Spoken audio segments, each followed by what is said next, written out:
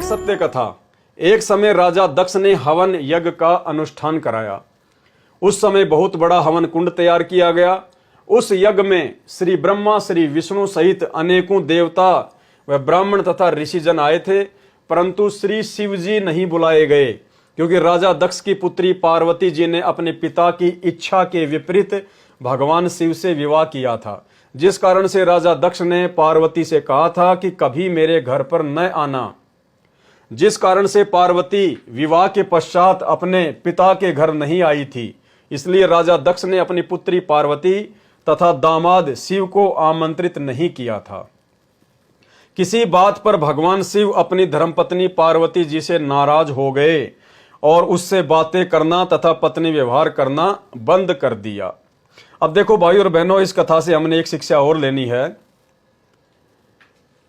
आज हम जितने भी सतगुरु रामपाल जी परमेश्वर जी के भगत हैं, उनकी शिष्या और शिष्य हैं, और सतगुरु रामपाल जी परमेश्वर जी के ज्ञान को समझ कर ही हमने उनकी शरण ग्रहण की है। और गुरुदेव का जो ज्ञान है वो समाज के मनमाने ज्ञान के विपरीत है। तो भाई और बहनों, एक तरफ तो हम सतगुरु रामपाल जी भगवान के ज्ञान के ऊपर समाज से दुश्मनी लेकर, समाज की तमाम व्यर्थ की परंपराओं को त्याग कर, उन रीति रिवाजों को त्याग कर सतगुरु रामपाल जी भगवान की शरण से हम जुड़े हैं। और दूसरी तरफ अब यदि हम सतगुरु रामपाल जी परमेश्वर जी के भी सच्चे भगत बनकर भक्ति नहीं करेंगे, अगर सतगुरु रामपाल जी भगवान के मार्ग में भी हम मनमाना आचरण करेंगे, जैसा कि सतलोक आश्रम मैनेजमेंट हरियाणा 2014 बरवाला कांड के बाद से भगत समाज से करवा रहा है, तो ना हम घर के रहेंगे ना हम घाट के रहेंगे। पार्वती की तरह धोबी के कुत्ते जैसी हमारी हालत हो जाएगी। यानी एक तरफ तो हमने सतगुरु रामपाल जी से जुड़ने के लिए समाज से दुश्मनी मोल ले ली, क्योंकि हमारी तमाम भक्ति क्रिया समाज के विपरीत होने के कारण समाज वाले हमसे द्वेष करने लग गए। और हमने भी कह दिया, भैया तुम चाहे लाख द्वेष करो, हमें तुम्हारी नहीं, हमने अपने गुरुदेव की आवश्यकता है। और गुरुजी से जुड़ने के बाद हम गुरुजी की भक्ति भी मर्यादा में रह के नहीं कर रहे, तो हमारी हालत पार्वती के जैसी हो जाएगी। जैसी हालत आज 90% संगत की हो रही है, वो संगत जो आश्रमों से जुड़ी हुई है, ना घर की ना घाट की। तो एक तरफ तो पार्वती ने अपने पिता राजा दक्ष की आज्ञा के विरुद्ध होकर शंकर जी से विवाह कर लिया, और दूसरी तरफ उसने शंकर जी की बातों को भी महत्व नहीं दिया। जैसा शंकर जी चाहते थे वैसा उसने नहीं किया, और जबरन श्री रामचंद्र जी की परीक्षा लेने पहुंच गई, जिस कारण से भगवान शंकर उससे नाराज हो गए और उन्होंने पति पत्नी व्यवहार बंद कर दिया, बोलना चालना बंद कर दिया। तो पार्वती अपने पिता के घर वापस चली गई, और वहां जाने के बाद में क्या होता है आप जी स्वयं देख लीजिए। क्योंकि राजा दक्ष की पुत्री पार्वती जी ने अपने पिता की इच्छा के विपरीत भगवान शिव से विवाह किया था, जिस कारण से राजा दक्ष ने पार्वती से कहा था कि कभी मेरे घर पर न आना।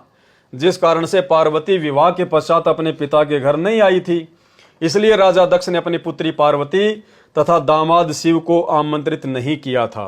किसी बात पर भगवान शिव अपनी धर्मपत्नी पार्वती जी से नाराज हो गए और उससे बातें करना तथा पत्नी व्यवहार करना बंद कर दिया।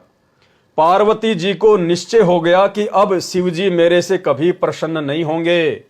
लड़की को ऐसे समय में अपने पिता का ही घर नजर आता है, इसलिए शेष जीवन बिताने के लिए अपने पिता दक्ष के घर आ गई। वहां पर हवन यज्ञ चल रहा था। कौन सा हवन यज्ञ? शास्त्र विधि को त्याग कर मनमाना हवन यज्ञ। 10 फुट चौड़ा 10 फुट गहरा गड्ढा खोदकर पक्का करके 40 किलोग्राम लकड़ियां डालकर घी के लोटे डाल डालकर स्वाहा स्वाहा, ये वाला मनमाना आचरण चल रहा था। वहां पर हवन यज्ञ चल रहा था। पिता ने अपनी पुत्री पार्वती का अपमान किया, कहा कि तुझे किसने बुलाया। अब देखो भाई और बहनों, यहां पर बहुत सारी शिक्षाएं हैं। अब सतगुरु रामपाल जी परमेश्वर जी की शरण में आने के बाद में आप और हम भाई बहनों ने राजा दक्ष की तरह किसी के साथ भी ऐसा बर्ताव नहीं करना है। भले लोग हमारी बेइज्जती करें, लोग हमें अपमानित करें, चलेगा, लेकिन हम भगत हैं। हमने सामने वाले को अपमानित नहीं करना है, हमने किसी की भी बेइज्जती नहीं करना है, हमने किसी को भी कुबोल नहीं बोलना है, कुवचन नहीं बोलने हैं। अब राजा दक्ष ने अपनी बेटी को अपमानित किया तो देखिए कितनी बड़ी हानि हुई फिर उसको। वहां पर हवन यज्ञ चल रहा था, पिता ने अपनी पुत्री पार्वती का अपमान किया, कहा कि तुझे किसने बुलाया है, क्यों आई है। इस बात से दुखी होकर पार्वती जी ने हवन कुंड में छलांग लगा दी, आत्महत्या कर ली। लाभ के स्थान पर हानि हो गई।